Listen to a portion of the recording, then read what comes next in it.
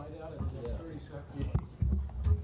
Meeting will please come to order. Barbara, please call the roll. Okay, we have Commissioners Levine, Funderburk, Noonan, and Vasquez present. My opening remarks are the following. First, due to the City Council recess and the July 4th holiday, LADWP's first board meeting in July will be canceled. It would have otherwise been on July 4th. Our next board meeting will be July 18th. Secondly, we have, as a result of the resignation of Commissioner Fleming, a vacancy on both the INYO and Personnel Committees. And if there is no objection, I would like to appoint Commissioner Vasquez to both of those committees. Sure, thanks. Hearing no objection, congratulations, I think, on, Thank you. on your multiple Now I got more work, friends.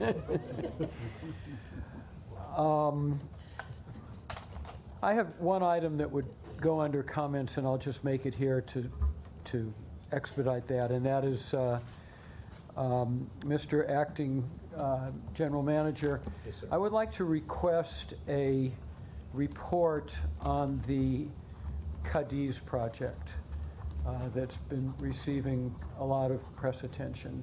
It seems to have been revived recently. I'd be very interested in getting staff's assessment of its merits and demerits. We'd be happy to provide that. And how quickly do you think that could be done? We could have that at the next board meeting. That would be great. Thank you.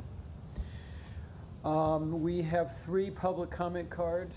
Barbara? Yes, okay, for item number 2, the first speaker is Steve Salas, and after that, Graciela Geyer. And please limit your comments to 2 minutes.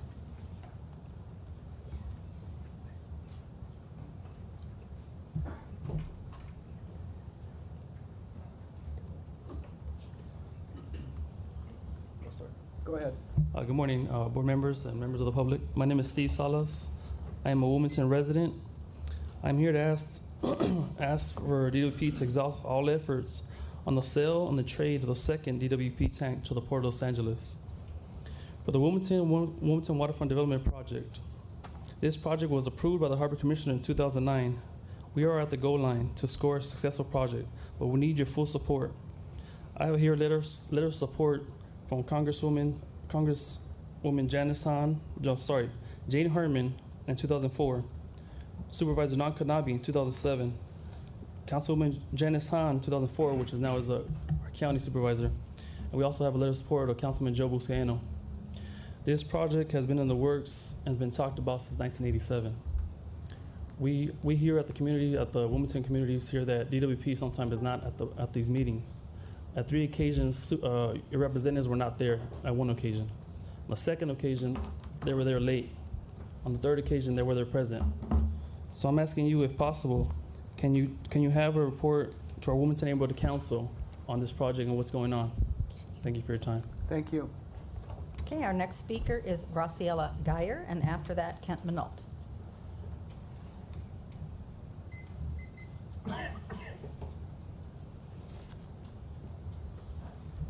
Good morning. My name is Graciela Geyer. I am the campaign representative for the My Generation campaign in Los Angeles. And I know you all are familiar and met Auda and Evan back in the days with the Beyond Coal campaign, which it's amazing where they are now. But Evan's the state director, so we're actually, this is a statewide campaign where we have people in San Diego, at the PUC, in Sacramento, with South Coast AQMD. But I'm here to really be grateful and to thank all of you and the new leadership of the DWP for the announcement of holding off on planning for these gas plants. We had a press conference with David Wright last year when the city passed the motion for the 100% study. And now we're having an energy briefing, energy storage briefing on Thursday.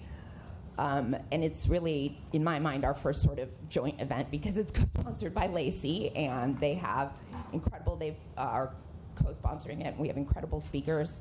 So we encourage anyone from the Power Division to attend. And we're just really grateful and hopeful, and we think the future is really bright for this utility, especially at this moment in time. in our city, in the world. Cities, according to the UN, produce 70% of greenhouse gases, so really the leadership is at the local level to really tackle this challenge, and we look forward to working with you. Thank you. Our next speaker is Kent Minalt, and after that, Mac Shorty. Hey, good morning, Commissioners. I'm Kent Minot, a staff organizer with the Sierra Club. You've seen me here a few times in the past, usually complaining and criticizing. Today, I'm here to say thank you. And I brought some petitions from a few hundred of my fellow Angelenos who thank you as well. These are from people in Watts who meet in a clean air group, and from people on the west side who came to a town hall about problems with a gas storage facility in Playa del Rey, and from folks in Culver City who live near the Inglewood oil fields, and from Porter Ranch, East LA, Pacoima, Whittier. We all recognize and applaud the change in your thinking as you decide to put a hold on your plans to rebuild the Scattergood gas plant, and especially about your decision to study all the alternatives to fossil fuels like distributed clean energy, energy storage, and demand response. The times call for more than being a national clean energy leader, which you sometimes have been. They call for joining millions of people around the country and around the world who are firmly committing themselves to a zero-emission future. You know, our mayor heads a group of mayors, currently 30 and growing, who are making that commitment. And we certainly can't back him up if we build those 3 gas plants along our south coast. So we few stand here helping to give voice to those tens of thousands who've worked with us over the past years, saying to you, yeah, do it. Don't hold back. It's right. It's necessary. It's the future for our children and grandchildren. We all see how to get there. It's possible. Go for it. Commit to it. A 100% clean energy economy. Thank you from all of us. I'm Kent Minot. I work with the Sierra Club. Thank you. How should I turn these? Hand May them you to- give them to the officer behind you? Oh, okay. Okay, the next speaker is Mac Shorty. Good morning. Max Shorty, Watts Neighborhood Council. Today, I traveled all the way from Watts to say thank you. Thank you to the DWP staff for keeping me abreast of all the water issues, which we're having no more. Bringing the reports to my home. Thank the staff for that. And we're just here to say thank you. The DWP is doing a wonderful job. And if we all stay on the same track, we're going to meet at the same time. Thank you all. Thank you. That was our last speaker for item 2. Okay, thank you. General Manager's report. Decide which of you is going to be the general manager. I have nothing in particular to report, although I would like Andy Kendall to give us just a quick update on how we're doing with the generation and the heat issues that we see. There was, I was in Sacramento yesterday, and the folks from CalISO were sitting next to me, and they were preparing to release a Flex Alert notice and talking about in their system. They said they were one wire or one power plant problem away from having an issue with power supply in the state. And so we know it's a very tenuous time, and we're calling on all customers throughout the state to make sure that they manage their power use and try to raise their thermostat a couple degrees. But I'd like Andy to just give us a quick update of where we stand right now, and that's, go ahead. Currently, the power system is holding up pretty well. You know, for the amount of days we've had temperatures in excess of 100 degrees, we remarkably have had very few outages. The bulk power system is holding up well. We did have some concerns with the fire that was in Castaic a few days ago, but it was put out fairly quickly. And again, we are joining through social media with the CalISO on the Flex Alert and encouraging our customers to conserve as much as possible. But overall, resource-wise, we're fine. We're prepared. It's just, you know, again, that hoping that we don't have a fire in the wrong place. But other than that, for this temperatures, the work, the infrastructure work we've done for the last few years is really, we can see that it's paying off, and we have had very few transformer failures or prolonged outages. Are we employing the same flex procedures this summer that we did last summer? Yes. And how meaningful were those last summer? I think they're very meaningful. The more we can reach out to our customer and our ratepayers and inform them of what's going on and how they can conserve, and also when the time comes, should they need cooling centers, we keep that information going. But the more we can inform the ratepayers and keep them advised and give them options, I think the better off we all are. Does staff have a view on what this heat does or does not imply with regard to Aliso Canyon?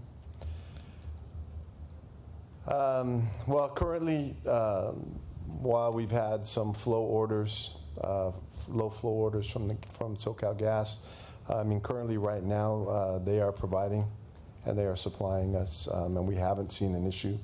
Again, we've been fortunate the temperatures have cooled down at night, and it sort of gives the system the ability to reset. Transformers cool down, cables get a chance to cool down. As it cools down at night, people tend to open their windows and turn off their air conditioners, and they don't turn them back on sort of till they get home. So under the current conditions where it's warming in the day and cooling at night, we're in good shape. We're resourced to handle this. Thank you. Since this is a great chance to put folks on the spot, Rick, do you want to let us know about how the runoff is going? I saw we had Rock Creek, which is a relatively small creek flowing at over 500 cubic feet a second, which is the whole flow of the first barrel of the LA Aqueduct. And so I know we've done a lot to make sure that we didn't have any damage up there with the emergency declaration. How are we doing on that so far? Well, you just said everything I was going to say. my one big factoid you took away from me. No, I've did an aerial tour up there a couple weeks ago, and it's just tremendous the amount of spreading we're doing. Again, the story up there is we have twice the amount of predicted flow that we can even bring down to the city. So we need a place to spread it up there, or elsewise it's going to end up in Owens Lake and damage our infrastructure there. And our crews have been working literally around the clock to be able to spread that, as well as to provide some measure of flood control into the towns. This is now, at this point, is the time when, if and when that would happen, that is going to happen. But with the efforts of our crews out there, we're spreading the water, number one, to capture it so we can use it later and keep it out Owens Lake, as well as to move it away from threatening any types of homes in any of the towns up there. But it is taking a great effort. We're moving crews from the southern part of the aqueduct, from the LA Basin, and even requested some folks from Power Construction Maintenance to go up there. It just really comes down to our crews with heavy equipment and hand tools just literally spreading water out, so it just goes out and soaks into the ground. We're doing things in there. This is kind of a once-in-a-career kind of opportunity for the crews up there. They're doing things that only their predecessors did 20, 30 years ago. I personally saw ways that we move water that I didn't even know that we were capable of doing that. It's just resurrecting some of these ancient, if you will, irrigation canals that are, from turn of a couple centuries ago, that were there, but we can use now and spread water. So we knew the problem was coming and what to do, and we're doing it. Excellent. Yeah. Thank you. That's the end of my report. Okay, comments from commissioners on agendized items and requests from commissioners relating to departmental operations. I just need to be recused from one of the items. Okay. But, So I do want to thank the power system for a response in my own neighborhood. They were able to beat expectations on getting the power back on. We used it as a means of communicating to the greater Wilshire and surrounding area the importance of reducing electricity use toward the end of the day. Customers were engaged, the power system performed and exceeded expectations. So Andy, your guys did a great job in doing that, and keep up the great work. So. Other commissioner comments? Ratepayer advocate. I will have comments on the special agenda item and items 6 and 24 related to the Paris Accord, and 18 and 19. Okay, we need to ECAP and RCA. We need to go into special session, and the intended time was 10:30. I'd like to just see which items on the consent calendar we can dispense with, so that people who are here for those items can leave. No, 10:30. It's 11:30, we're going to come back. Okay. We would like to take item 30, honoring Ken Silver. Out of up front. order? Yes. Okay, so 30. Which, do commissioners wish to remove any other item from the consent calendar between items 12 and Excuse me, Commissioner. 31? Mr. Silver's 29.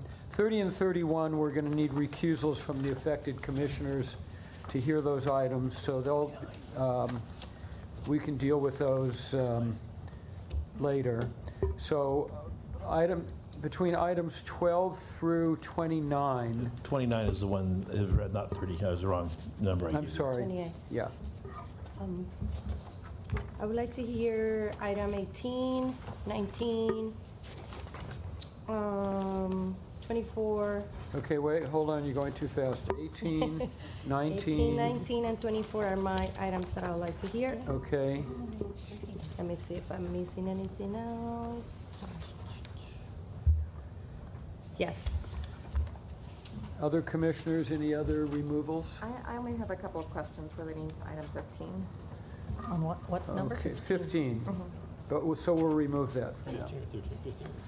Okay, so do I have a motion, do I hear a motion to approve items 12, 13, 14, 16, 17, 20, 21, 22, 23, 20, 25, 26, 27, and 28? So moved. Second. Those in favor? Aye. Okay, those items are approved. In case any of you are here for any of those items, you're free till the next meeting. And with that, council? 29. Oh, wait, I'm sorry. Let's hear item 29 before we recess. Item 29 is a resolution in recognition of Kenneth A. Silver on 43 and a half years of service and on his retirement. Who So is going to present this item? Andy Kendall will present for Ken, and Ken is not only a longtime employee, but an extremely valuable member of our team here, and is in many ways personally responsible for the reliability of the power system and delivery of power from all of our sources to our customers. And so Andy will present to Ken, and we are going to greatly miss him when he leaves our company, but we appreciate the fact that we've been able to twist his arm for the last probably 2 or 3 years to keep getting him to stay a little bit longer, while we develop all the necessary staff and managers underneath him. So Andy, go ahead. Hi, Commissioners. It's my honor to recognize Mr. Silver here. On a personal note, I started this job 2 years ago, approximately. We had a gas curtailment my very first day. And the biggest lesson I learned was Ken was on vacation that day. So I learned that when Ken took off, I take off. Because he had the knowledge. No. Ken made my job easier. The power system and the divisions I manage are approximately 3,500 employees, 3 divisions. And Ken did such a great job managing his division where, it allowed me the time to focus on the couple other divisions, transmission and distribution and construction and maintenance, where they weren't quite as set up to go forward. And Ken's leadership in his division basically allowed me to spend a majority of my time focusing on those 2 divisions and building those divisions up. So I'm greatly appreciative to Ken. Most importantly, I'm going to go through Ken's bio just a little bit. Most importantly, Ken has been married to his wife, Robin, for 33 years. He has 2 daughters, Erica and Brittany. According to Ken, he enjoys to travel, anything outdoors, reading, and movies. And again, the most important time is what he spends with his family and friends. Ken started with the department as an electric station operator trainee in 1973, December. Same class as Marcy that I guard. About the same time as Marcy started, right together? you guys together? Close. In 1975, he became a power switchboard operator. In 1979, a load dispatcher, moved up to senior load dispatcher. In 1991, he moved into management for the department and started his leadership career. And he has moved up through grid operations to the assistant director and now director of power supply operations. Ken has represented the department on numerous committees.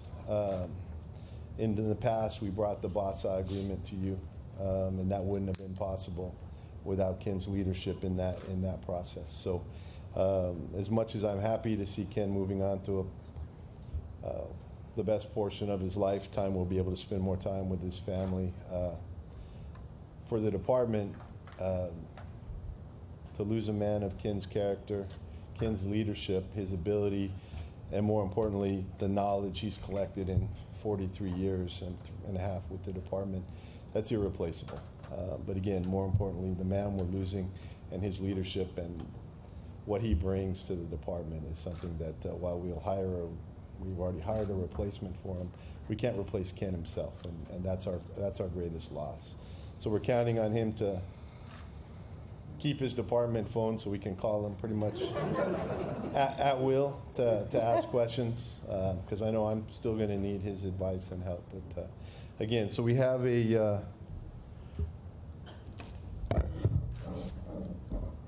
resolution from the board that I'll read. Whereas Kenneth A. Silver, Director of Power Supply Operations Division, is retiring July 1st, 2017 after 43 and a half years of providing distinguished service with the Los Angeles Department of Water and Power in the city of Los Angeles.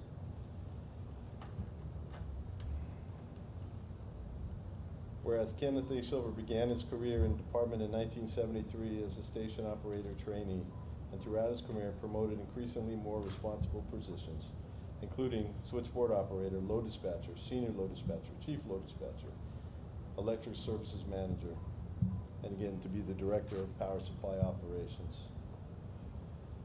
Whereas Kenneth A. Silver's direction and management, the Power Supply Operations Division has made a significant progress in the areas of employee safety, regulatory compliance, and power system reliability.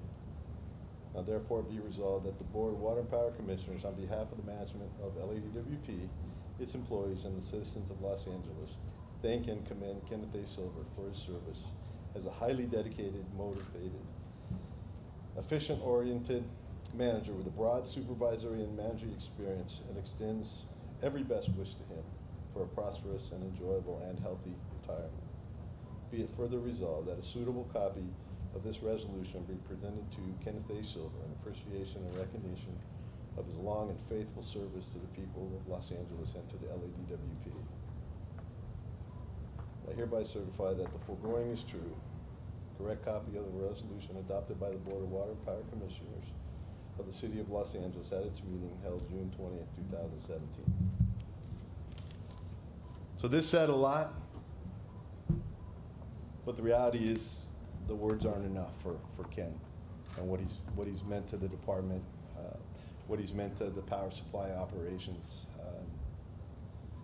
And again, the knowledge of, we have a meeting, we go through a plan of something, and it's something that to me looks reasonable, and Ken gives me 10 different reasons why, either it works or it doesn't on the spot. And we're going to lose that, and we're going to miss it. So, Ken, congratulations.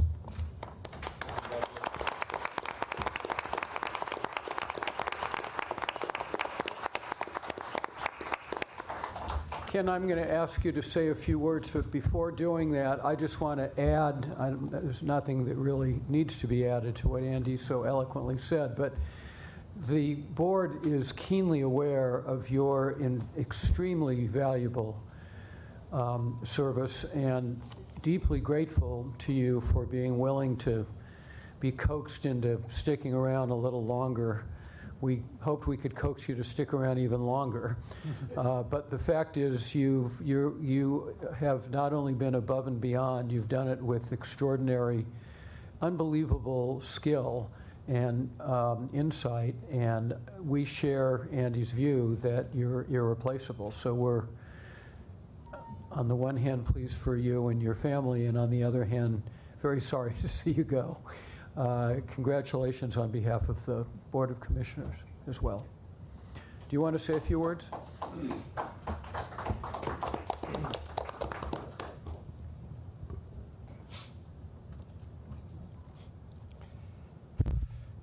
When I walked in the door 43 years ago, I never thought what an adventure I'd be starting. It's 2/3 of my life I spent working for the department, and I've made a career of supplying electricity to the city in a safe, reliable, and environmentally responsible fashion. And I did that with the help of the entire department, from the guys working in the field, the people in the building here, and with the support of many, many boards of commissioners. And in some respects, this is a sad time to be going. The industry is changing so much. I know people I've talked to who left 5 years ago, I told them your head would explode if you tried to operate this power system the way we do now. But it's such a challenging time, but with the great people, and I know with the board's continued to support, the department will be a leader in moving forward. And I'm kind of sad not to be part of that, but I'm glad to be moving forward. And I thank you all for allowing me to be part of this organization and for all the many things it's brought to me. Thank you.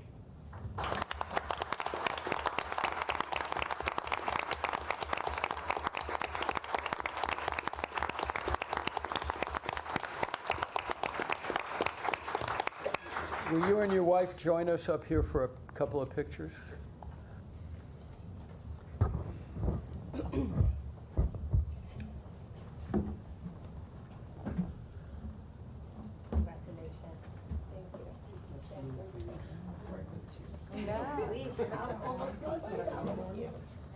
Crying on the inside. Congratulations on getting it back. Enjoy your vacation time now.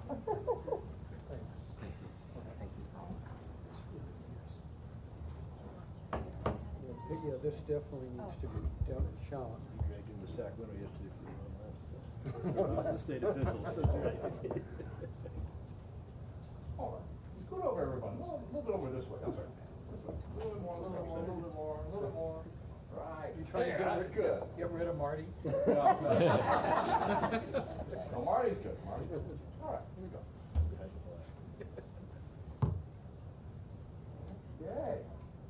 Here's the first one. Big smile, everyone. On two, ready. 1, 2. Let's see what we're looking here. Very nice. One. That's good. Here we go. Drop that just a little bit. It's running right up on your chin. Okay. Here we go again. Good smile. On two, ready. 1, 2. Okay. And a couple more. Here we go. Big smile. And last one. That's it right there. Very nice. Thank you. Okay. This is yours. Thank you so much. Oh, thank you. Thank you. Actually, Commissioner, before you give it to him, we need to vote on it too. So we can't let him leave the room with that until it's been approved. Okay, this should be a very suspenseful vote.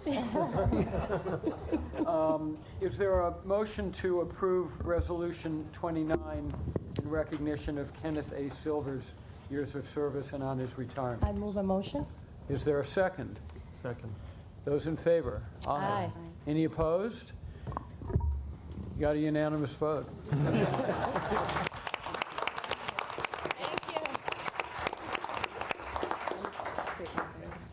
need a statement thing about Oh, Commissioner, oh.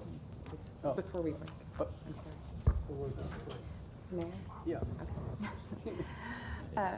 Mr. President and fellow commissioners, I apologize. I think it's only the second time I've ever made a mistake in this regard.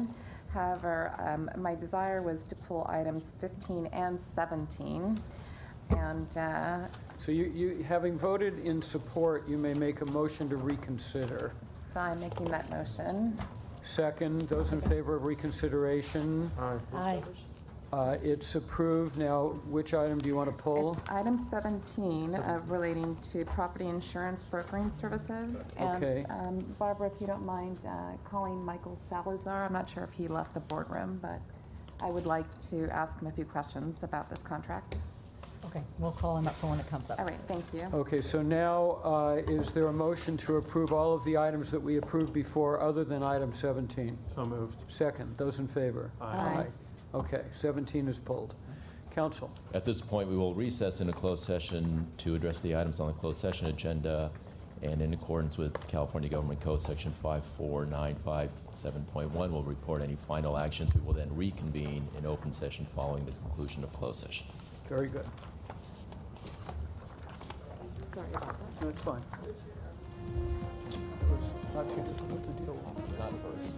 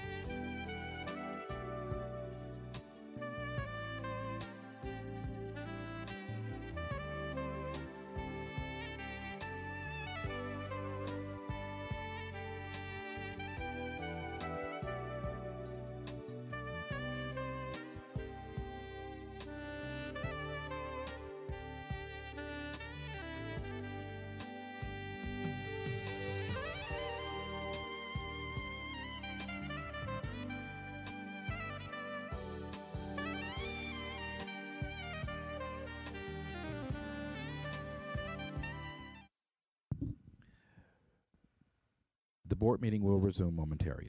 Thank you.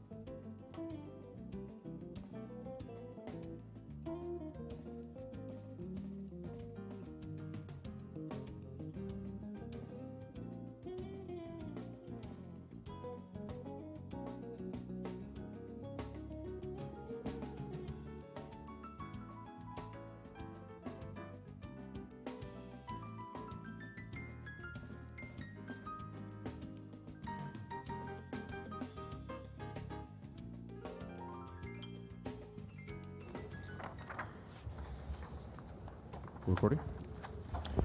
Meeting, please come to order.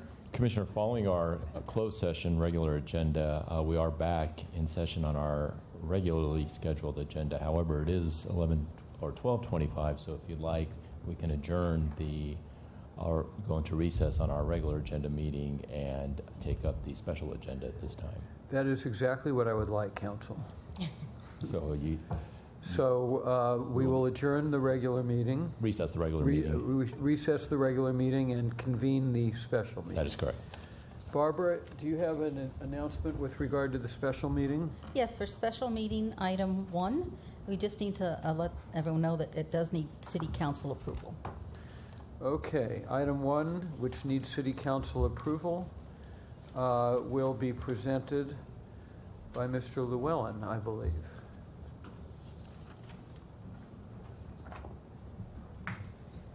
Welcome. Thank you, sir. You should come here more often. I'm always honored to be here, sir. My name is Rich Llewellyn. I'm the interim city administrative officer. And as your board knows, and maybe some of your listeners don't know, the charter gives the board and the city council and mayor sort of a role in your labor contracts. And we in the CAO's office are the negotiators for all labor contracts citywide, including in the proprietaries. Today you have before you our proposal with your management staff to recommend a long-term agreement with the IBEW. We have worked closely with your management, with the mayor's office, and with the city council on this contract. Our goals, I think, are shared by all of us. Long-term stability for the utility. It's a trying time to run a utility. Your managers and you are facing challenges, and having a long-term stable labor contract will assist you in that regard. Fiscal responsibility. You won't run a good utility in case you run it well. We wanted to end the ratepayer support for the Joint Training and Joint Safety Institutes. They have become, despite not being the largest item of your budget, oversized in terms of concern for your ratepayers about how you do your job. This contract ends ratepayer support for those institutes. It also addresses specific challenges that you have heard from your management in recruiting particularly linemen and in recruiting sort of, to the extent you want to recruit mid-career kind of professionals. You're facing competition from your fellow utilities, both publicly owned and investor owned. And so the contract recommends several specific changes. A special sort of pay change for EDMs, some changes to our overtime policy. Your competitors are paying double time for most cases. And a shortening of the pension vesting tier to try to be able to recruit and retain as recommended by outside consultants. It does have some work efficiency proposals. We are going back. The department has gone many years without doing regular performance evaluations. As you know, you've sort of added that in your management ranks, and it is now time to add it throughout your ranks. Your union has agreed to that. So you will be going back to regular performance evaluations. There are also sort of clarification that the bid plan language means what it says and says what it means. So there's no confusion about how to deal with specific classes. And finally, there are a few specialty provisions, which are kind of special one-offs. The human external cargo, you're sort of among your most heroic performers. We have a special bonus provision for them. We've sort of adjusted your current longevity bonus, not changed it, but adjusted it because we have new classes all the time that you have to sort of tweak it to, add to. And we needed to sort of adjust the way your staff respond to mutual assistance, emergency situations, where they are called to respond to an emergency and ordered by your management to stay there. So they're not on duty the whole time, but they need to stay off site as opposed to go home. So they can be called back to duty. I think you may hear that management should have gotten more. I think the IBEW members may tell their management they should have gotten more. So maybe we landed in the middle on that. We think it's a responsible contract. We think it's going to serve the utility and serve the city and serve the workforce. It's a 5-year deal. We believe that's good for you. And we're happy to answer questions, go through it in more detail. But otherwise, we recommend your approval. And then it will then proceed to City Council, where it'll have more hearings and more sort of public light before the council and mayor consider the contract. Thank you for having me, and I'm happy to answer questions, and I'm sure your managers are too. And Mr. Wright, as you know, is out of town. He's sorry he's not here, but I do want to stress again that we have worked very closely with your HR staff and your senior management staff on this deal. I think Mr. Wright has been in, I think, literally every single meeting himself. So we do view this as not the CAO's contract. This is the CAO and your management's recommendation, both to the board and to the city council and mayor. Thank you very much. Thank you for a very professional job. I have just a couple of comments, then I'll call on my colleagues for their questions and comments. First of all, I commend the negotiators on both sides for their conclusion with regard to ending ratepayer funding for the two trusts. I think that will be extremely well received. It will certainly be well received by the ratepayers.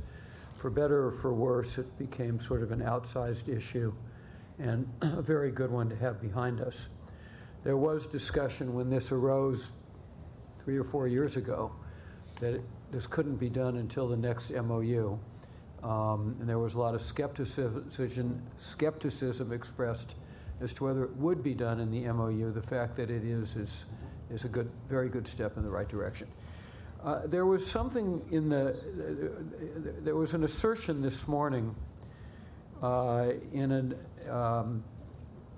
a piece supposing the MOU that the, quote, the average compensation package, end quote, of our employees is over $210,000. Is that correct? And if it isn't correct, could you tell us what the average compensation package is in its most generous form, the average compensation, but adding in everything, what would the average compensation be? Yes, Commissioners, Neil Gookley, I'm with the Financial Services Organization. So we did collaborate with the Office of the Ratepayer Advocate. There was a consulting firm that was brought on board to assist doing Phase 2 benchmarking.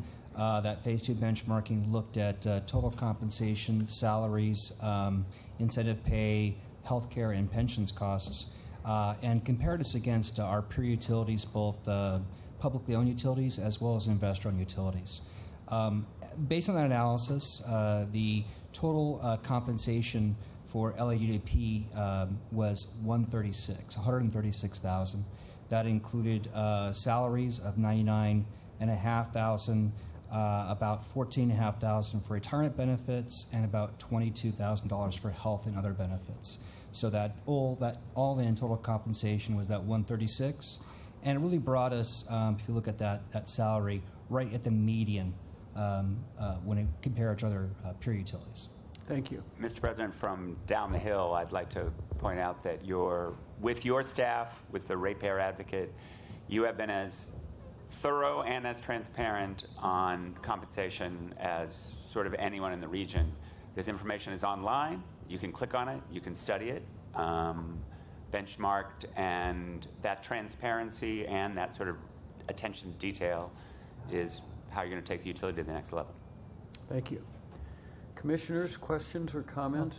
Chairman Levine? Yes. Perhaps I should add to that a little bit. Why don't you not only add to that a little bit, but make whatever comments you have on the whole package? A big step in this process, in the evolution from just looking at salaries for a limited number of categories in 2012, the total compensation study that Mr. Guglielmo was referring to that we completed and posted online at opa.lacity.org in February and was presented to you in January, goes through this.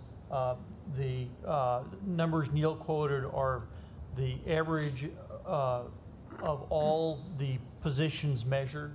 There are categories that are paid better, categories that were paid worse, but it is representative, and it's done as an industry standard study reflecting what utilities nationwide do in terms of evaluating total compensation. Based on that work and current economic conditions, we support this MOU change and extension. We do have some reservations on the further work that was needed, and that was noted in that study. I'll note those at the end. But as we look at this, we have to remember the goals for DWP. It's to hire and retain employees that accomplish the work of DWP. And it's challenging right now to hire and retain employees. The economy is doing very well. The unemployment rate is 4.3%. It's one of the lowest levels in 3 decades. So there, a lot of people are hiring. Inflation is low at 1.3% for last year, but creeping up. If you look at the LA area CPI core, that is without fuel and food, it was 3.3% last year. And based on this evidence, we think to help retain and hire new employees, we think the MOU escalator rates and other terms are at a reasonable range given the economy. And this is a very different situation than the economy in the last 2 MOU processes. In addition, the MOU takes a turn and addresses specific categories that are facing extraordinary challenges for retention and hiring. And that's very positive. Over the next few years, however, this is the but for, we need to address adaptation of DWP to the very rapidly changing utility business. And this will involve looking at operation and infrastructure work processes, overtime eligibility, staffing levels, contracting practices, civil service rules, and accumulated overtime practices. And that needs to be a detailed, comprehensive process that will involve negotiation through existing processes that are embedded in the MOU. This takes a long time and is not easy to capture in a single MOU negotiation. Thank you. Commissioners? Yes, well, I appreciate the hard work that went into this by all parties involved, and I understand how very critical not only retention, but also soliciting the right people to train with us and to stay with us is for this department and our future goals. So I commend all of you for reaching this kind of compromise. The one thing I do want to touch upon is I'm very, very happy that we are going to be reinstigating performance evaluations. I do think it's very important that we be very mindful of creating the right culture and enhancing the ability for our employees to work hard and diligently to go up the ladder, because a lot of our senior executives will be retiring shortly, and we do need that kind of commitment. And I also think it's important to note for those who did read the contract that the performance evaluations will also take into consideration any employees that may have been given a notice about not meeting their work goals. So I hope that those evaluations are done in a non-biased, collective way, and that they serve to reach the good for all Angelinas. Other comments or questions? Is there a motion? So moved. Second. Those in favor? Aye. You have unanimous approval of this board. Thank you very much for your hard Mr. work. President. Thank you. Council? At this point, Commissioner, if you could adjourn the special meeting, then we'll go back into the regular scheduled meeting.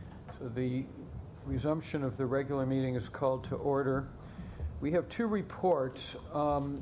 I think I'm inclined to take them out of order because we have some other visitors who came for the industrial stormwater capture report.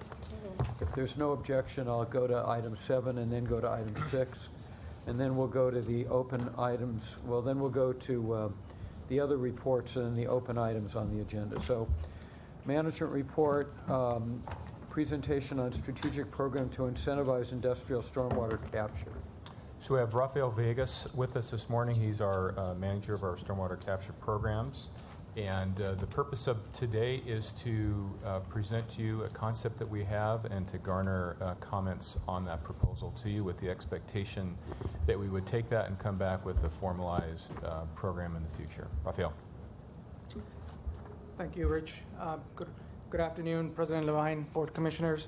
Thank you for the opportunity to present on LADWP's plan to develop a strategic program to incentivize industrial stormwater capture.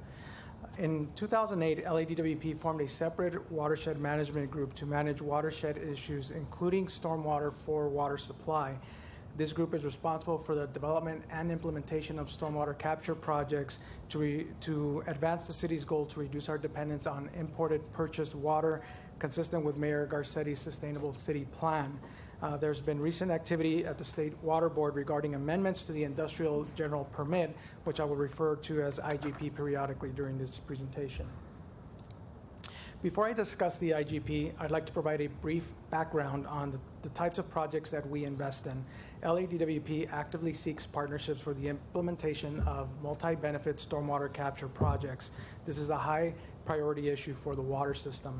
Over the last 5 years alone, LADWP has funded nearly $95 million in capital to advance implementation of stormwater capture projects. And you can see a sense of the types of projects that we invest in here on this slide. On the left, we have centralized projects, which include dams and spreading grounds. On the right-hand side, we have distributed projects, which vary from infiltration galleries under parks, green streets, and parcel-based stormwater capture, which is rain barrels, rain gardens, and cisterns.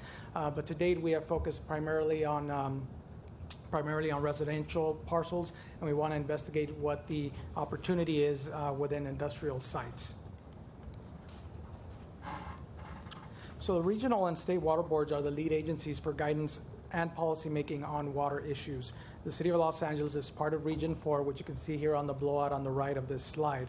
The Industrial General Permit regulates industrial stormwater and non-stormwater discharges from industrial facilities in California. Under the amendments being considered, state IGP holders may be required to undertake extensive investments to mitigate on-site stormwater.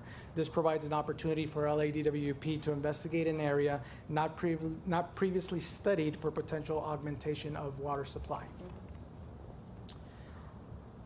This slide illustrates LADWP's proposal to study the feasibility of incentivizing industrial stormwater capture. Our intent is to proceed on a parallel course with the state process and adapt as necessary. The objectives is to identify an effective strategy to determine the feasibility of incentivizing infiltration and or capture of industrial stormwater as a water supply resource. And it encompasses primarily 3 tasks. This includes monitoring and assessing the new IGP compliance options, performing a technical analysis, and throughout the process, we will outreach to stakeholders and regulatory agencies. The desired outcome is to increase industrial stormwater infiltration and or capture and reuse. And if viable, the next steps would be implementation of such program. So this slide provides an overview of how we will monitor and assess the new IGP compliance options. We will explore options that would allow an incentive program to encourage stormwater capture for water supply development. Various options are currently being considered for alternative compliance methodologies, and 2 of them are shown here on the slide. The first option is on-site infiltration, so for either capture and infiltrate or capture and reuse, and that involves mitigating a rain event on-site. The second is an off-site watershed-based approach through a regional stormwater capture project. The next few slides will provide an overview of our technical analysis methodology. The technical analysis is needed to understand first the location of the IGP dischargers, how many sites are available for these alternative compliance options, and how many are located in LADWP's recharge areas. Second, we will perform quantification of the water supply benefit. How much total stormwater capture potential exists through these sites, and are we looking at throughout the LADWP service area? Third, we will evaluate opportunities and constraints for infiltration and for capture and reuse options. So, for example, what level of treatment would be required if someone's going to do capture and infiltration? And then also, what are existing regulatory barriers in case we have an option to inform the process and make them more flexible? And finally, we will develop cost estimates of hypothetical IGP implementation scenarios that will inform our incentive framework. For example, how does our value of stormwater compare with the compliance costs faced by the IGP dischargers? And that's the purpose of this study, to evaluate when and where such incentives are needed and the level of incentives required to ensure that they are effective. We understand that much of the decisions faced by the industrial general permit sites will be cost-based. So as part of the technical analysis, we will first estimate the cost of several typical industrial stormwater implementation scenarios to compare the cost differences. And you see several options here on the slide, and it's basically part of our toolkit of what IGP dischargers will use. And we have everything from parcel-based solutions, which include recharge basins, treat and inject, flow-through treatment, natural flow-through treatment through either a vegetated swale or a bioswale, also capture and reuse options to offset potable demand. And on the right, you'll see a picture that represents a regional watershed-based stormwater capture project where you participated on a larger project. It's either neighborhood or region scale. This chart illustrates the cost-based decisions faced by the industrial general permit dischargers. The conventional compliance approach is treat and discharge, which is represented by the first green box on the left. And we want to encourage infiltration and/or capture and reuse options, which is represented by the second green box on the right. And you see there's several of them. So whether it's done on-site or off-site, what we want to do is look at it with an eye of where recharge is a possibility. A couple of key considerations is there may be some instances where no financial incentive is needed. For example, the cheaper compliance option may be the one that already provides the water supply benefit. LADWP, through our development of the Stormwater Capture Master Plan, has assigned a value to stormwater capture projects of $1,100 per acre foot. We'll want to see how this financial incentive compares with the cost differential of our preferred compliance options. So basically, we're looking for ways of leveraging the expenses to the IGPs, which are being made for permit compliance purposes anyway. Our plan will also include stakeholder and regulatory agency outreach, as I indicated. The results from the previous task will be used to develop potential incentive options and strategies available to LADWP to encourage industrial general permit dischargers to implement infiltration and/or capture and reuse options. So stakeholder and regulatory agency outreach will be performed to solicit comments and feedback on the proposed incentive program. These stakeholders include IGP dischargers, trade associations, regulatory agencies, including Bureau of Sanitation, and nonprofit community-based organizations. The draft strategic program will be modified as appropriate to accommodate feedback received during the outreach effort. After the final strategic plan is developed, the next step will be to identify applicants. These are the IGP dischargers, identifying implementation partners, our friends in the nonprofit community, and the possibility of providing design and implementation assistance to dischargers where infiltration is already the most cost-effective option. Quickly in closing, I just want to reiterate our objective, which is to proactively identify an effective strategy to determine the feasibility of incentivizing widespread infiltration and capture reuse of industrial stormwater as a water supply. We expect that the strategic program may yield the potential to reach up to 400 dischargers initially and more in later years. Our goal is to complete the development of the study, as you see by the schedule, by this December, January, so that we're in front of the State Water Resources Control Board's timeline for adoption of their amendment to the IGP permit. And this is scheduled for sometime later in 2018. We'd like to send a clear message to IGP sites on our plans for this program in time for them to make their stormwater capture technology selection decisions in the next year as required by their regulatory compliance schedule. We believe this effort will lead to the convergence of water supply and water quality policies that are consistent with Mayor Garcetti's Sustainable City Plan and will reduce our reliance on imported water. And if viable, we will return to the board early next year for authorization to institute an incentive program. And thank you. That concludes my presentation. I can take questions. Thank you very much. Commissioners? Yeah, or no, go ahead. No, Commissioner? Thank you, Commissioner Vandenberg. My question is, I see here in your timeline that you have communications and outreach strategy sometime in September. And I know that there are a lot of stakeholders that are very involved in this process and in this issue. And I wonder if, I guess my question is twofold. Why waiting until September to really gather input from experts that can really help us develop this strategic plan in the best way possible? And if you have considered outreaching and contacting stakeholders sooner so that the plan can be suitable for the needs of all the ratepayers. Thank you for your question, Commissioner. So yeah, it's a little bit of a misnomer that it says in September. The outreach will begin immediately. So as soon as we're able to get our consultant team and our team going, we're going to begin reaching out to IGP dischargers, to the nonprofit community, and to the state regulators and our other partners. What that entails is the outreach strategy for when the program is actually implemented. So we're going to get input from everybody as the process is being put together. But if we were to go into the implementation phase, we would need to have a defined outreach strategy for that part. Thank you. Commissioner Vandenberg? Yeah, I just wanted to thank you, Rafael and Dave Pettyjohn and Marty and Rich for the time and effort that the staff put into developing this promising proposal.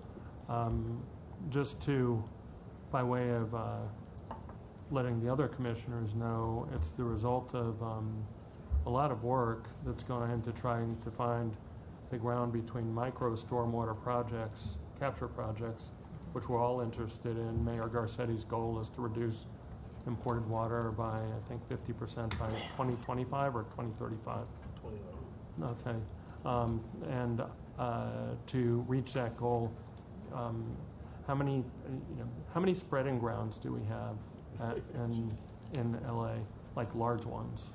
For the city of LA, we have 5 in the Northeast Valley that the county manages. So what we're talking about here is something in between, more commercial scale, between utility spreading scale and micro residential scale, right? Yes. And we're talking about doing something that is economically beneficial to the ratepayers and not, and part of the portfolio of projects for stormwater, not anything that would require money that would be generally viewed as above market, right? Correct. And so I have a question on the timeline as well. A number of the dischargers in the state, these 400, especially in the area, are facing choices that they have to make as to whether they treat their stormwater and release it into the city streets, which it would be beneficial in some ways, or infiltrate, which could provide the benefits to the water supply. They're facing these decisions now, and they have to make reports to the State Water Board by the end of the year. Is there a way of aligning and working in collaboration with the Regional Water Board and the State Water Board on making early identification of these dischargers to try to make sure that this option is under consideration, at least by the DWP? Yeah, so that is part of the plan, to immediately begin outreach to the regulatory agencies and to the IGP dischargers. And in terms of engagement with the state, our corporate environmental group is the lead for the department in engaging with them, and they are also part of our team and will be basically all hands on deck to try and get this done before any major decisions need to be made. Well, I would like to make sure that they're contacted before the next report back. I know you're planning a report back next year, but I'd like to make sure they're contacted. I'd like to be kept apprised of any workshops and know the scheduling. And a lot of work went into this, not just by input from the regulated community, but by the mayor's office and by the NGO community into this. And I think to honor that work, it would be beneficial for us to do. The last thing that I wanted to make sure that I got the request in for was the record of non-compliance with some of these industrial permits has been irregular, and there are many companies out there, and we have heard from the State Water Board and from the I've personally heard from the NGO community that it would be nice if there were outreach to non-filers. UCLA compiled a database in the mid-90s of non-filers that the Regional Water Board used to support an effort to bring more dischargers into the system. So I would ask that as part of the outreach that DWP work with UCLA or whatever. I'm agnostic to who we need to work with here, but work with the Regional Water Board. They have the updated information on companies that have, the scofflaws, so to say, rogue operations that whose water we could use and whose water needs to be taken care of so that the Bay and the LA River and other water bodies can be adequately protected. So if the department could include in the outreach, there doesn't need to be a plan written, by the way, just do it. I mean, this is all a matter of just doing things, and I appreciate the need for doing planning, but DWP and the expert consultants that DWP has are perfectly up to date on what is going on stormwater, both from the municipal end, which this isn't. This is commercial, manufacturing, and largely indoor companies that have some outdoor operations, of figuring out how we can work best to capture that water and bring it into the water supply. So I would ask that the staff and the team that the staff's got together develop a list, and make sure that the communication is coordinated with the Regional Water Board, of course, and to the extent necessary with the mayor's office. Liz Croson is right here, who's been involved in enforcing and is now in a more policy position, but she's been an expert on stormwater for the past 20, 25 years. Make that available to what you're doing, and take her and other people's input and get it moving. So thank you very much. Again, I think that it's another opportunity for us to meet the mayor's goals on saving water. We can certainly do that. Thank you, Commissioner. Thank you.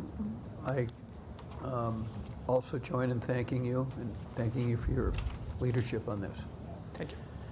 Okay, we will move. We do have one speaker card. Oh, I'm sorry. We have one speaker card. Okay, the speaker is Timothy Simpson.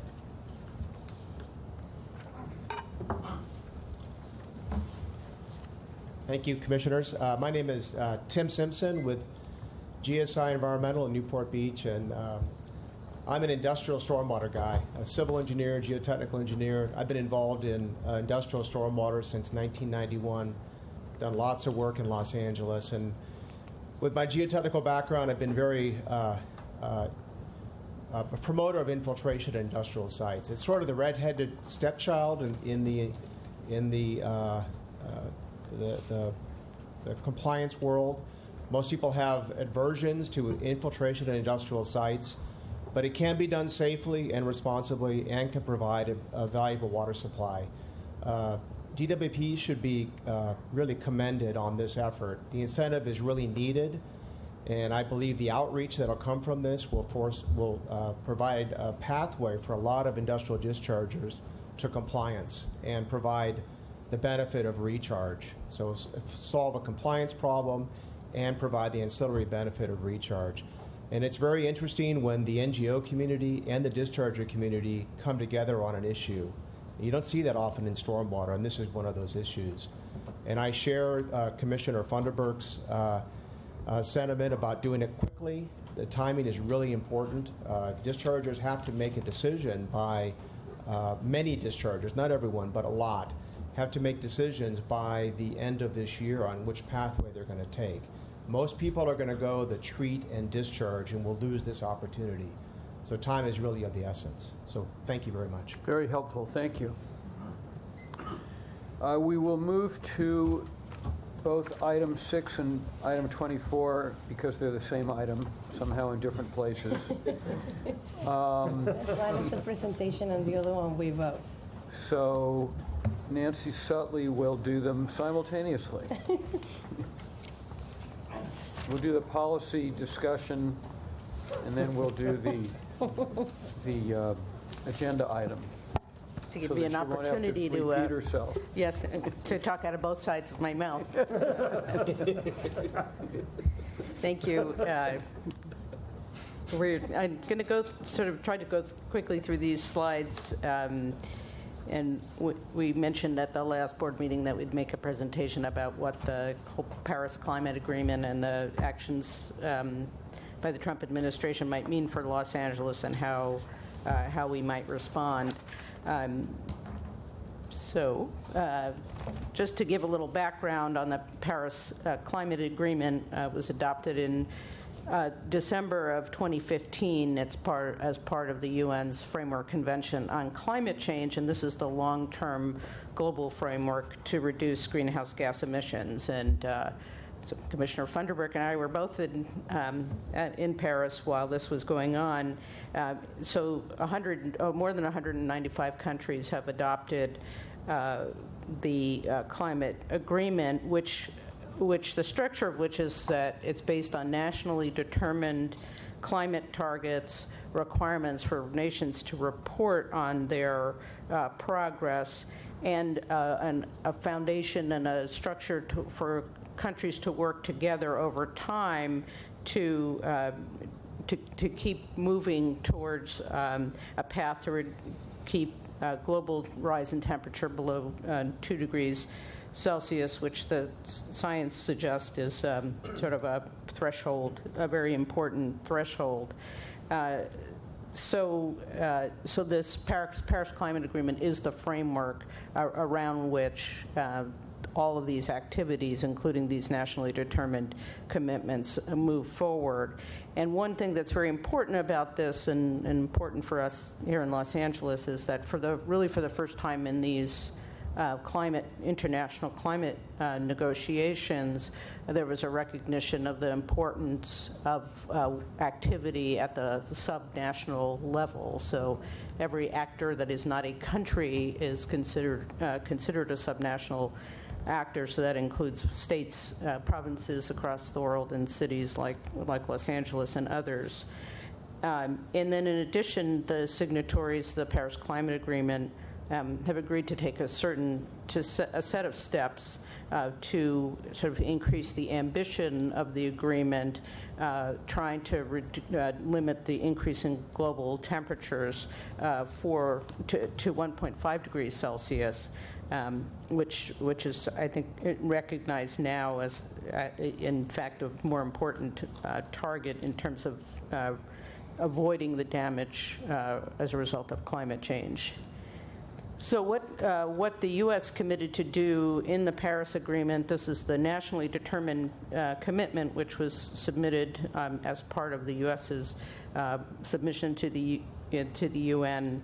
And at that time in 2015, the U.S. commitment was to reduce greenhouse gas emissions below 1995 levels by 26 to 28%, and to try to get towards the more ambitious end of that. And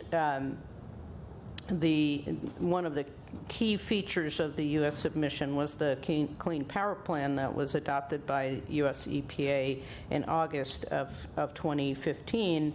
But there were other strategies at the federal level to meet the climate goals, including our ambitious fuel economy standards, appliance standards, reductions in short-lived climate pollutants, and also financial aid commitments made by the U.S. towards helping other countries to meet their goals.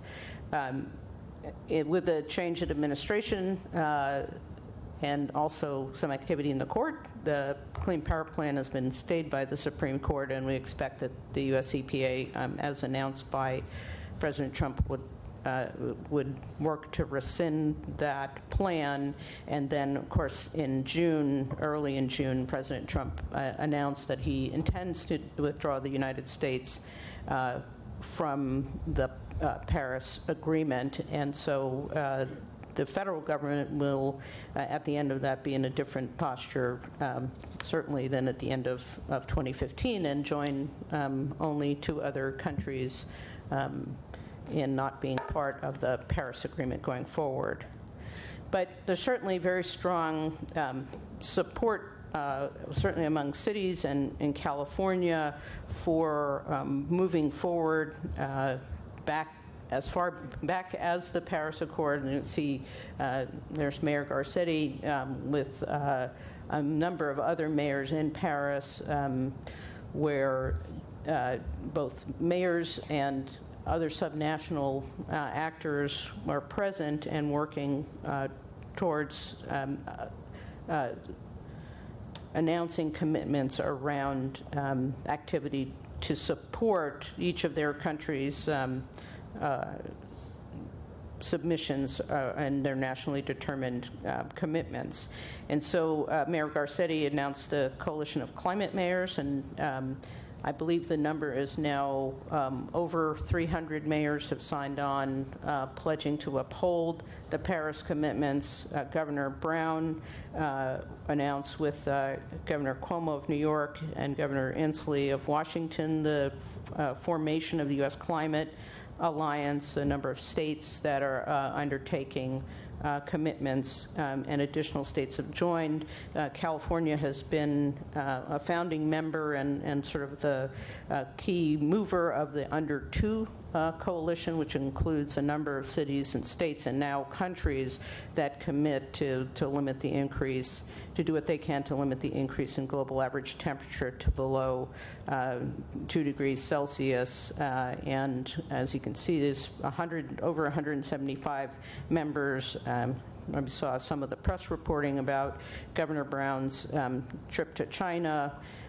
So all of this reflects a commitment on the part of subnationals, and we continue to see activity not only across cities, but here in California, as the legislature considers a number of legislative initiatives to continue to move us forward, including reauthorizing the cap-and-trade program and legislation around a 100% renewable, 100% clean energy goal, similar to the research that we're undertaking at the direction of the City Council.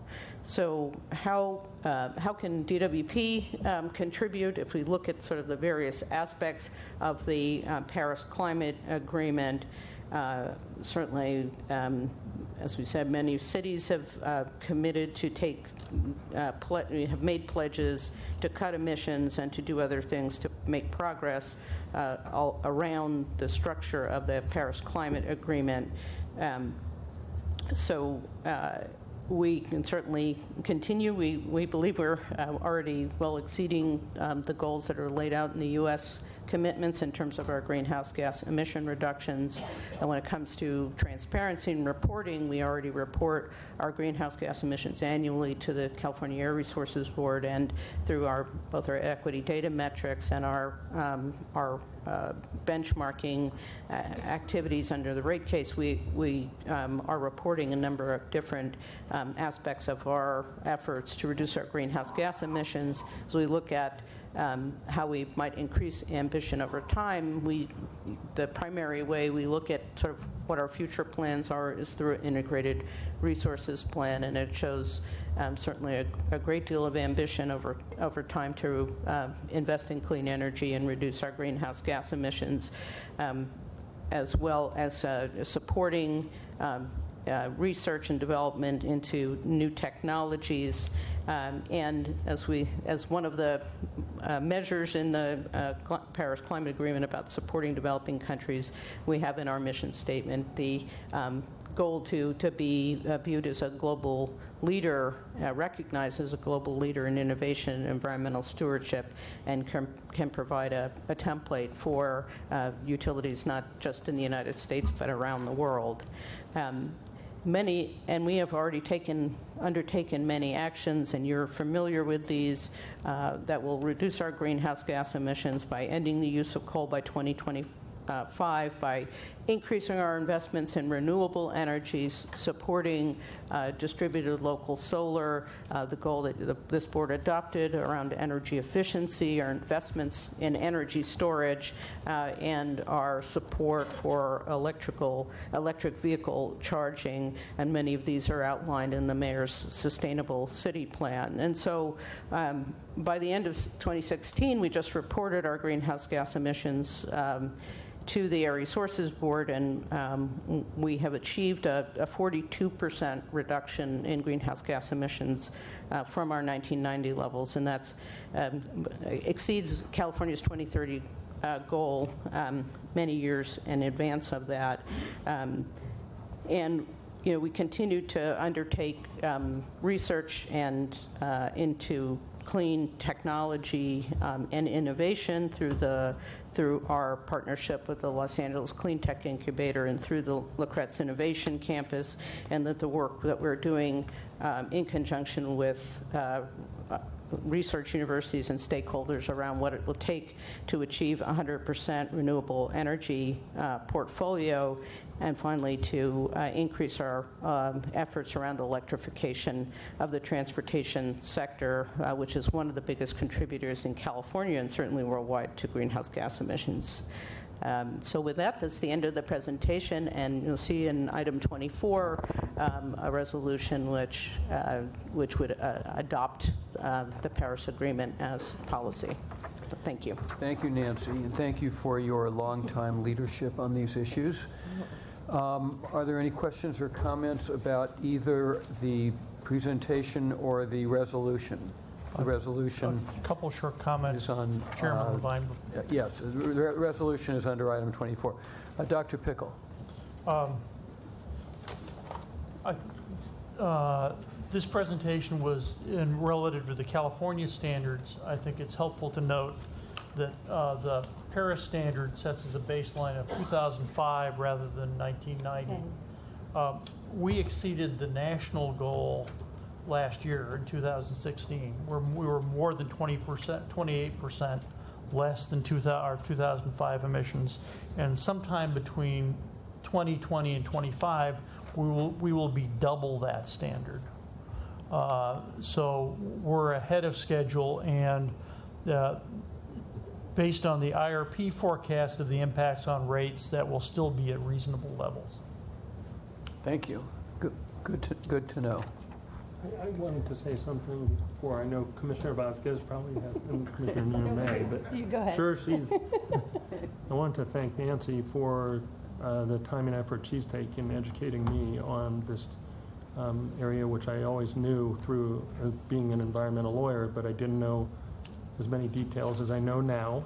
And I traveled to Paris on my own expense and not at ratepayers' expense, because I thought it was a good investment to make in doing what I could to support your work. And I think that we're lucky every day to have you, somebody of such international and national caliber, working for the best efforts of the agency. So thank you.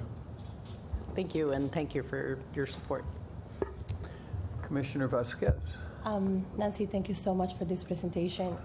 As someone that this is so close to my heart, and I feel like in a moment in history where we have such lack of leadership nationally, I felt is the least that we can do here at the department is to really step up and show the world that we're already doing the work and that we're planning to do more.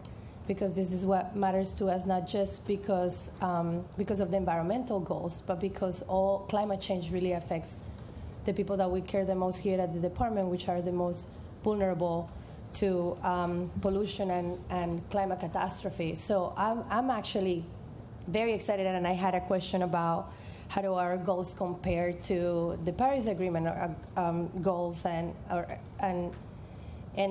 it's exciting for me to see how much we have preceded the goals and how advanced we are, and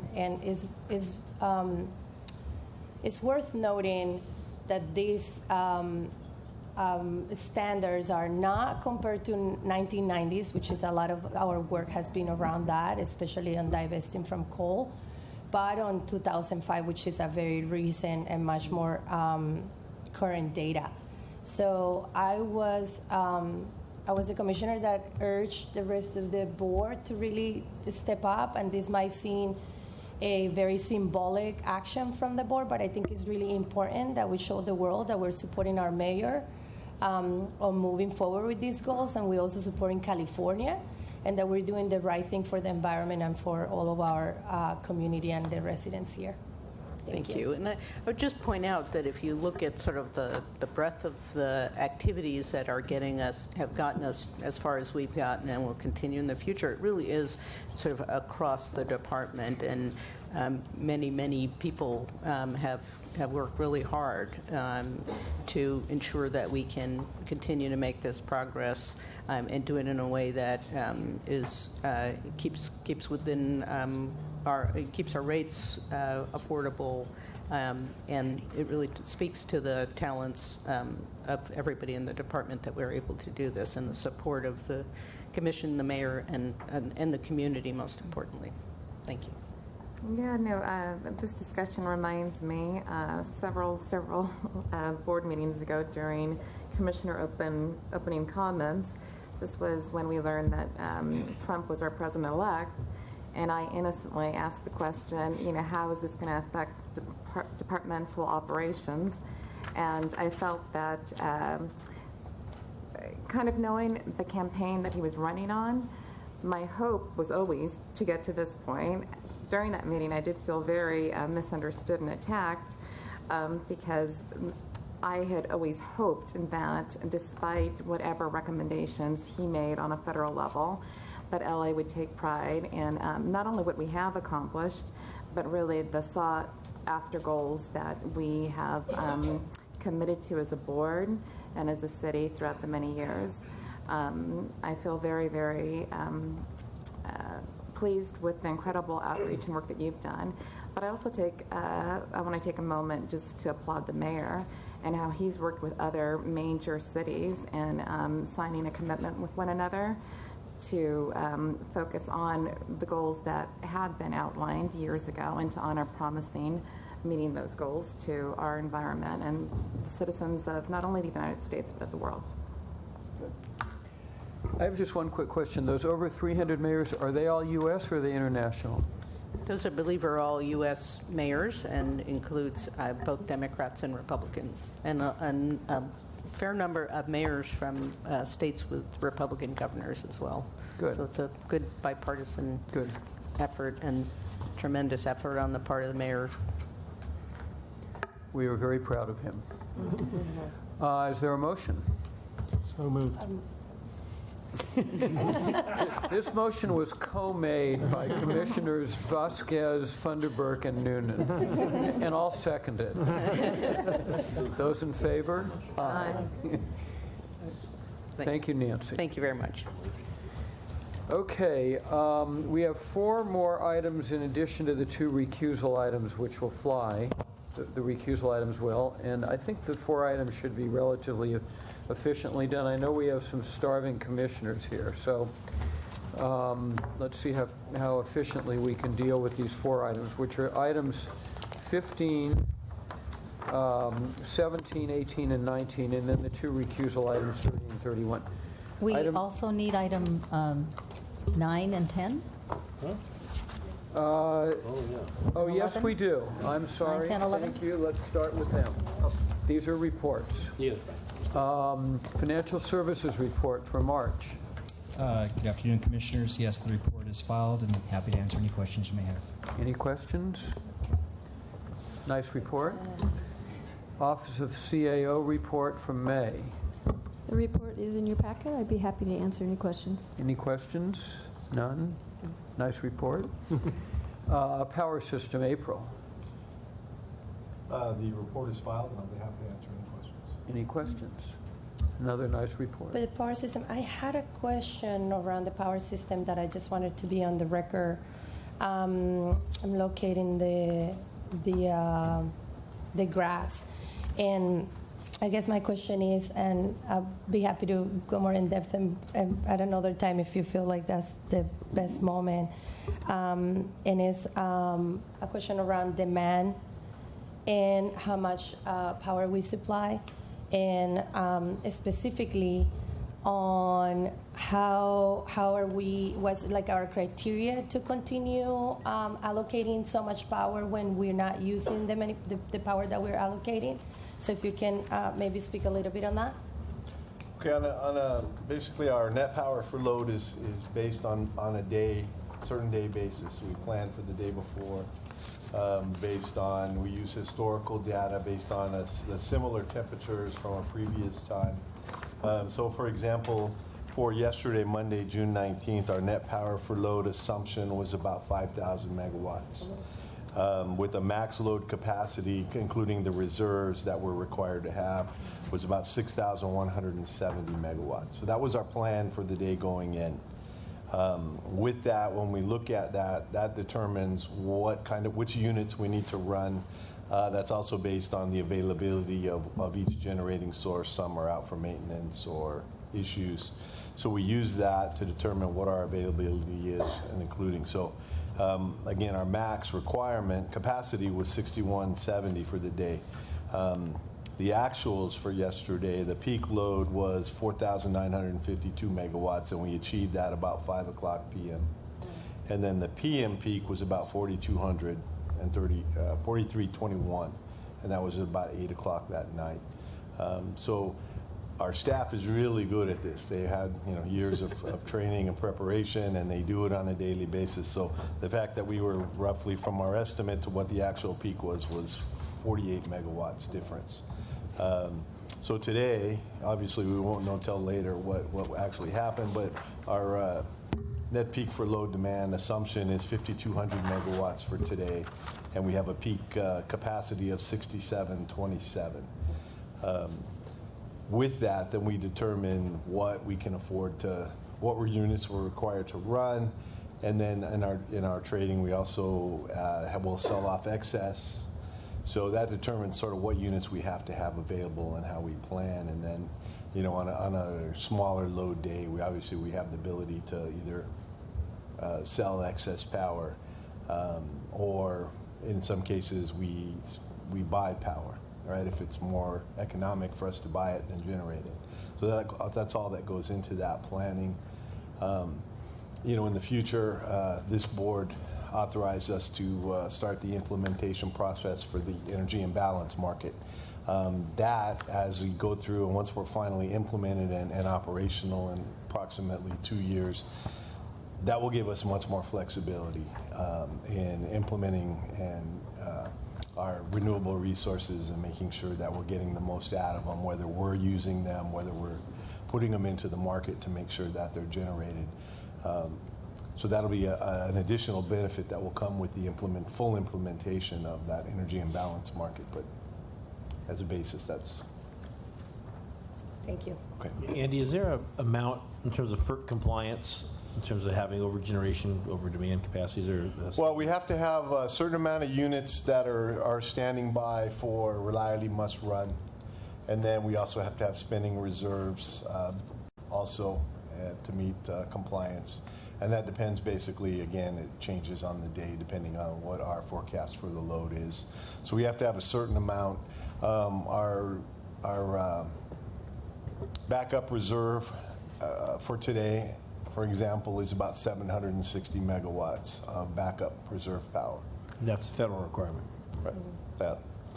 And so again, as we go through this is something our group looks at, and they accomplish that either by purchasing or our own generation, importing through transmission. So that's sort of a daily balancing act they go through, and you can see when we're roughly less than 50 megawatts apart from what we actually use to our load. We have very talented staff on this. Thank you. Thank you. RPS, March and April. The report is filed. I'll be happy to answer any questions. Questions? Investment report for the quarter ending March 31st. The report was filed. We had a meeting this morning, and happy to answer any questions you may have. Questions? Okay, discussion, item 10, discussion with neighborhood council representatives on any neighborhood council resolution or community impact statement filed with the city clerk which relate to any agenda item listed or being considered on this agenda for the Water and Power Board. No community impact statements or formal positions were filed by any neighborhood councils on the items on today's agenda. Item 11, approval of the minutes. Is there a motion to approve the minutes of the June 6th regular board meeting? So moved. Second, those in favor? Aye. Aye. They're approved. Now we go to item 15. What did I forget? Now you're caught up. Okay. Commissioner Noonan. Hi, I simply am interested in just gaining some clarification. This is although we're not talking, huge dollars in comparison to other things that we approve, there is quite a substantial jump, requesting $3.25 million from the original 1.5.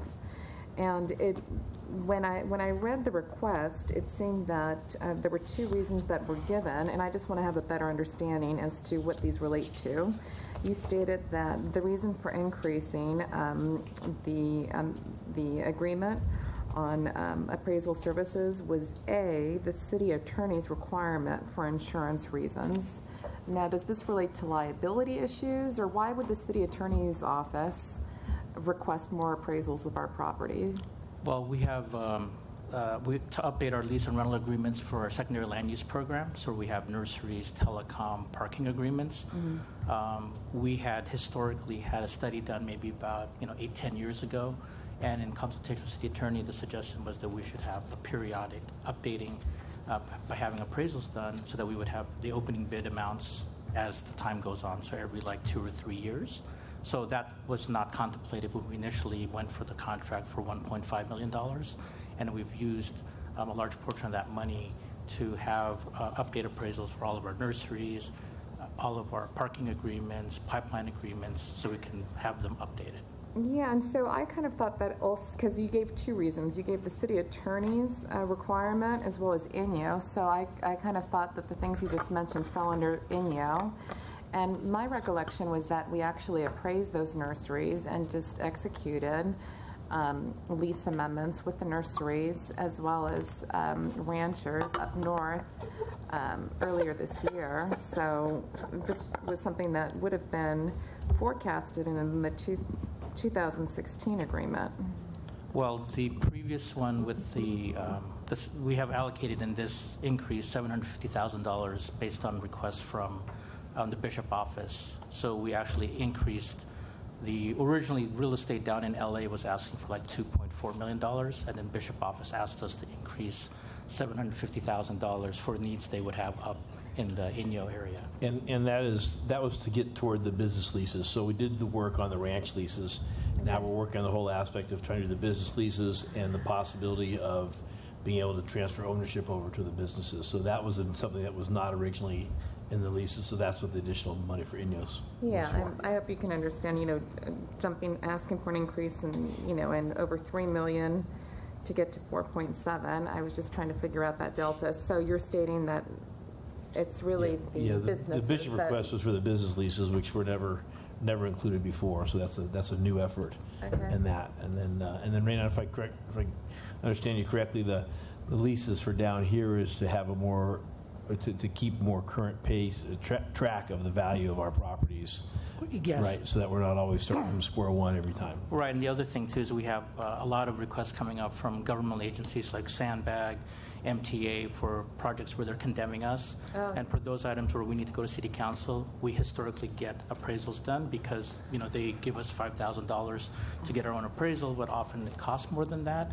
But in reaction to those where agencies that can condemn us, we don't do those in-house. We basically get outside appraisers to do those for us, and then we accompany those appraisals that they do with our review and appraisal as it makes its way down to city council when we grant easements and long-term agreements. Yeah. Now it's coming back to me. I remember a couple of requests that were made recently relating to MTA issues. Okay. And really, if I could say, it's really a reflection of the workload because, again, the contract amount is there to use as needed, and it's just a reflection of the increased workload and increased efforts that we're trying to make. So it's paid for the service as the service occurs. So no, I understand that. I just when I read the city attorney's request, it didn't all tie in. So thank you for elaborating. Okay. Is there a motion? So moved. Second. Those in favor? Aye. It's approved. On item 17, if I understand. Commissioner Noonan, I think, would like to have some questions answered. And correct me if I'm wrong, I think she's asking whether we could defer this if there's not a time urgency so she could get her questions answered rather than go through a process now. Yeah, I want to be respectful to the board because I had lunch. They have not had lunch. And I have several questions, but they're very particular in nature relating to Exhibit C and Provision 4.3, and the way that the request was made stating that it was going to be a fixed compensation arrangement versus a cost of earned commission, and then lower down in Exhibit C, I see, language that I'm not very comfortable with. So if it's okay with you, since the contract doesn't expire until August, would it be okay if we talked before the July 16th meeting, just so that I have some clarity? Well, we certainly are interested in supporting the board in every aspect that you would like. The difficulty comes is that our first renewal date under this new contract will be November 1. In order to get out in front of the underwriting carriers and insurance companies worldwide. For example, London takes the whole month of August off on what they call holiday. So they're not available. So we wind up having September come. We need to get our board letters prepared for October prior to the November 1, which is why we came so early, so that the new broker would have time to come on board, learn our dynamics of our program, and be able to begin the marketing process. How would July 18th work? It would make it significantly tighter. The difficulty being is that this current contract would expire August 11th. Well, so go ahead and ask your questions. All right. Thank you. So, first of all, I feel that And thank you for your thoughtfulness. I'll try and make it quick. First of all, I feel as if the request was very poorly written. You start off by stating, on the summary that this is obviously for property insurance. You said the actual cost of the insurance that will be procured is separate and will be bought for the board. That's not so important. This is where I feel it becomes misleading. You state LADWP has selected the fixed compensation arrangement as a more cost-effective means of compensating the insurance broker in lieu of arrangements that pay the broker a percentage of the cost of the insurance placed as an earned commission. Later on, in 4.3, you state, in addition to paying Marsh $1.2 million, that there will be commissions paid out, and that for any corporate placements, that Marsh and the department will split the commission 50-50. And then in another section, it goes on to say, quote unquote, this will reduce the broker fees to zero, which doesn't really make any sense. And then you get into MEA group life programs, saying that the commission split will be a 10-90 split, 90 in their favor, 10 to the department. And then at the very end of exhibits, and then in Exhibit C, your grid does not state what 4.3 states. It states different information. So it's like the written word doesn't even match up with Exhibit C. And then most worrisome to me is the footnote on Exhibit C, which states that Marsh will include commission in the placements, which will be returned to the department if it's allowable by law. So as you know, when Marsh does go to the markets typically, they factor in a commission, which is separate apart from Marsh asking for an additional commission. All of this we end up paying for. I mean, you know the math. Why in the world would we state that, first of all, this is supposed to be a flat fee, $1.2 million engagement, and then get into different commissions, and then say on top of that, we're willing to have Marsh factor in their own commission, and they will return it to us if it's allowable. Why would we put the money out there on top of everything else we're spending with the hope that it'll be returned to us? It just doesn't make any sense. So there's a lot of moving parts. Not moving parts, just parts that don't add up. Okay, so fundamentally, the way we approach our contracting practice is we require the broker, any broker, to return the commissions. Commissions are earned as a natural course of the insurance placement. And the percentages of commission range vastly.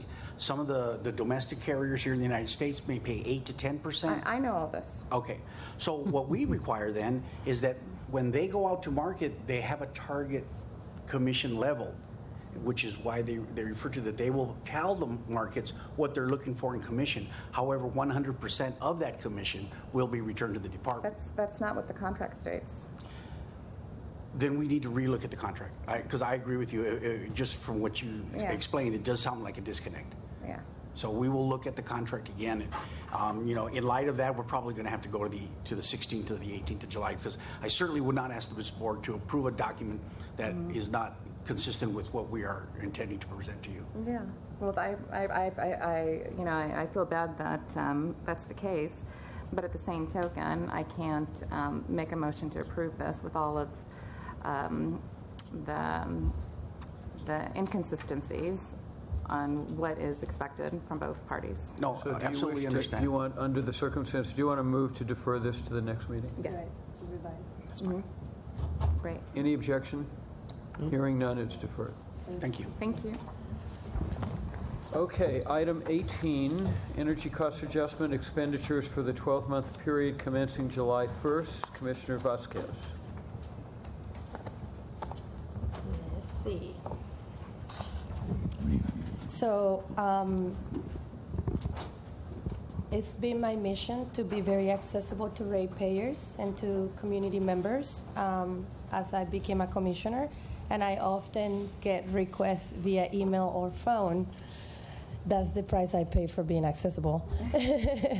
About how can DWP lower folks' bills, or how can I maybe as a commissioner give someone a break, or magically add up the numbers so that people can have a lower bill. And I was excited to see here that we are, through our ECA, through our energy cost adjustment, that we are lowering the average of our bills for about $3.31 per month. And I just want to ask the staff, and I want to thank the staff for really put this in the agenda for us to understand better, and for also all the people that are watching on the live stream, or just anyone interested on this issue, to learn how we got here. So I think my question is, and I'm curious if you can explain to us, how did this happen? What happened that we're lowering the average bill on our electrical bill, and how we can continue doing so moving forward? And I think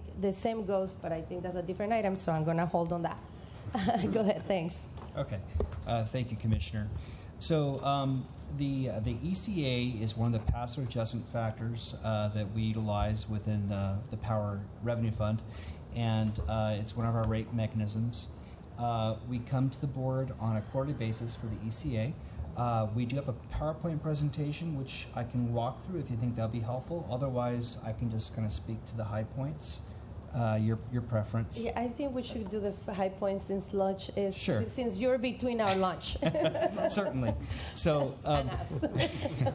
so as we go through this process, we meet regularly with Dr. Pickle and his staff in the RPA's office, and we look at a comparative of what the current rates are for the current quarter as compared to the rates for the coming quarter, as well as how those rates compared to what was shared with our various ratepayers and the board during the rate action itself.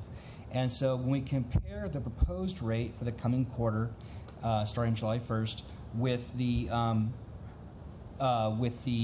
rate case, it's about $3.31 or so per month for an average single-family household. So when you look at the comparative there, it's a savings of roughly $3.30 a month as compared to the rate case. When we compare the proposed rate now against what the current rate is, it's a reduction of around 60 cents a month. So Neil, can I get in real quick? So yes, I think the real question is, we had this happen on the water, which was obvious because it rained like crazy. We had to buy less water, so that's a good thing. And now we're reducing power rates. So what allows us, and what's the mechanism we have in place that protects our ratepayers and allows us to reduce the rates? And what have we done to be able to be so successful? Because we already have the lowest rates in the region, and now we're dropping them even further. And I think the commissioner's interested in, what's in place that allows us to have this good news that we want to share. Right. So the passive adjustment factor, the way that works as compared to, say, base rates, is that you're looking at your expenditures. That could be, in the case of the ECA, the purchase of non-renewable fuel, renewable fuels.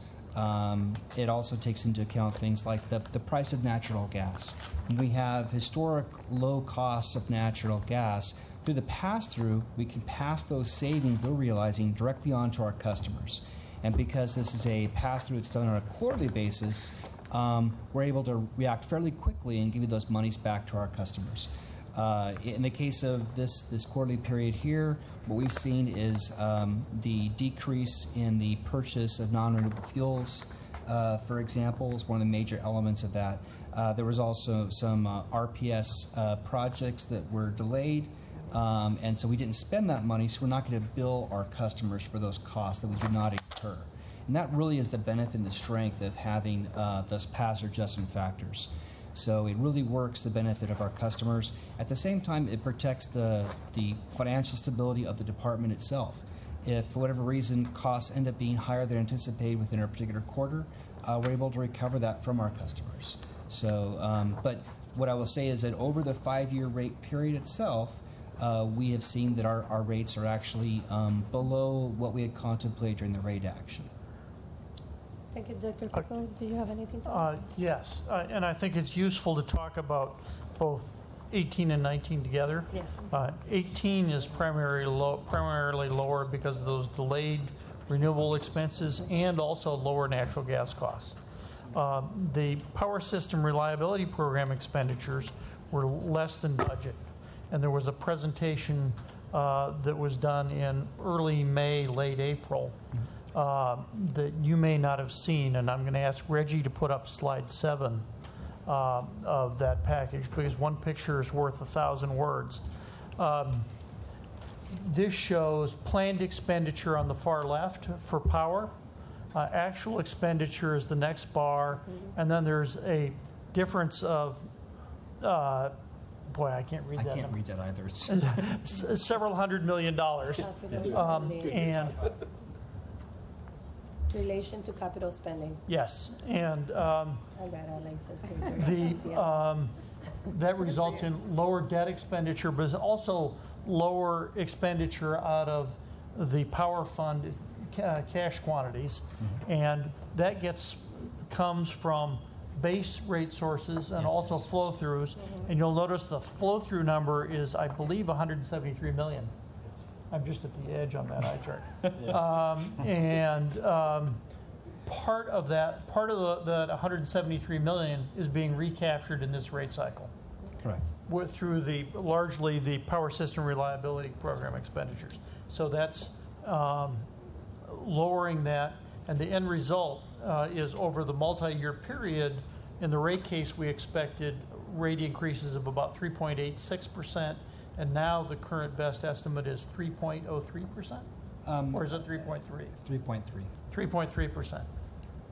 I'm just wishing for 3.3. Thank you. Thank you both. Thank you. That's it. You good with it? Yep. Is there a motion on 18 I move a motion to, let's see. to approve the resolution, to approve the resolution. expenditure for inclusion in the ECAF for the et cetera? I move. Second? Those in favor? Aye. Aye, it's approved. Commissioner, do you want a separate No, I think discussion we on can- we 19, or can did that go- cover? Okay, we is can there a go- motion on 19? I move a motion. Second? Those in favor? Aye. There, that's approved. Okay, we have 2 items approving travel expenditures for commissioners here. So each of you are going to have to leave the room for about 2 seconds and then come back so the other one can. So Commissioner Vasquez, you are recusing yourself for the first one, item 30. Don't go very far away. Those in favor of item 30, is there a motion on 30? So moved. Second, those in favor? Aye. It's approved. You can come back. You may leave. But we got to wait till she's back. Okay, she's back. Is there a motion on 31? I move a motion. Second, those in favor? Aye. Aye, it's approved. You can come back, Funderburk, but we're leaving. Council? We are adjourned. No, this is it. We're done. You can go get lunch. Actually, the record will show that Mr. Funderburg was absent at the conclusion of the meetings. Okay, guys, I'm sorry, I kind of miscalculated on the lunch situation, so, but it now can be obtained. All right. All right.